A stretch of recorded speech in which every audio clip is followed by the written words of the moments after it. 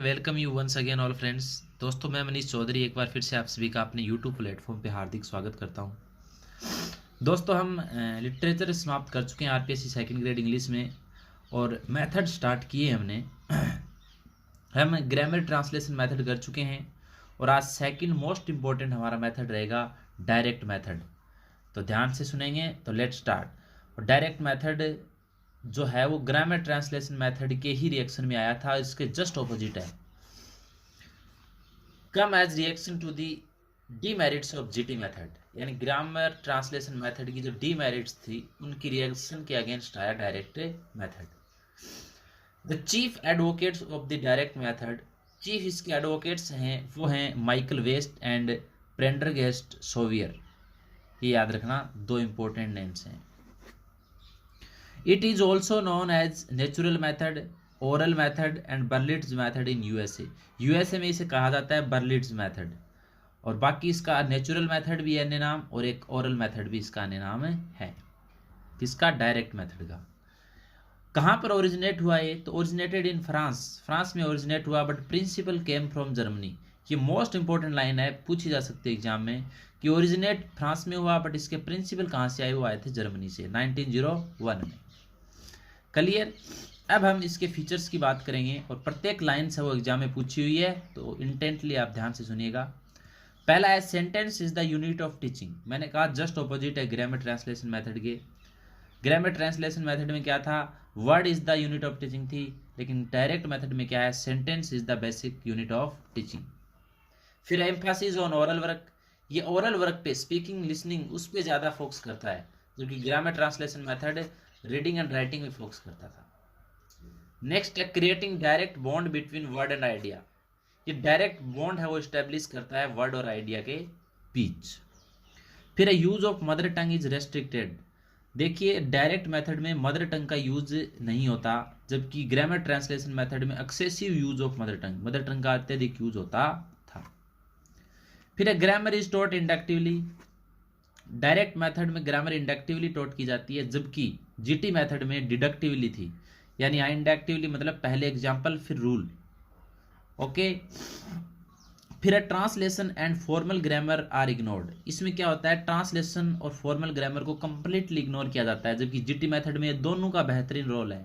Important role grammar और translation का ये जीटी मेथड में, जबकि डायरेक्ट मेथड में दोनों को इग्नोर किया जाता है।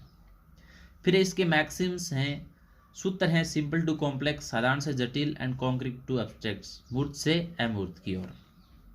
English is taught in the same way as the mother tongue is taught, और इसका ध्येय क्या है? इसका मोटो यही है कि इंग्लिश को उसी प्रकार से सिखाया जाना चाहिए जिस प्रकार से बच्चा मदर टंग को सीखता है, यानी एक प्रकार का एनवायरनमेंट क्रिएट करना होता है। आगे बढ़ते हैं। It enables the learners to express their thoughts and feelings directly in target language. ये बच्चों को इनेबल करता है कि अपने आइडियाज और थॉट्स जो हैं वो एक्सप्रेस कैसे करने हैं? सीधे डायरेक्ट लैंग्वेज में एक्सप्रेस करने हैं, डायरेक्ट मेथड में। फिर है बेस्ड ऑन गेस्टाल्ट थ्योरी। यह है गेस्टाल्ट थ्योरी पर बेस्ड है, आधारित है डायरेक्ट मेथड। फिर है language can be learned only through demonstration. Next इसका फीचर है कि language can be learned only, language को केवल सीखा जा सकता है किसके थ्रू? डेमोन्स्ट्रेशन के थ्रू। फिर है work on all four skills LSRW from starting. इसमें चारों स्किल पर स्टार्टिंग से ही फोकस किया जाता है, जबकि ग्रामर ट्रांसलेशन मेथड में केवल रीडिंग एंड राइटिंग पे फोकस किया जाता है। नेक्स्ट है oral communication is seen as basic. Starting से ही इसमें ओरल कम्युनिकेशन देखा जा सकता है, स्पीकिंग हैबिट्स डेवलप की जाती हैं।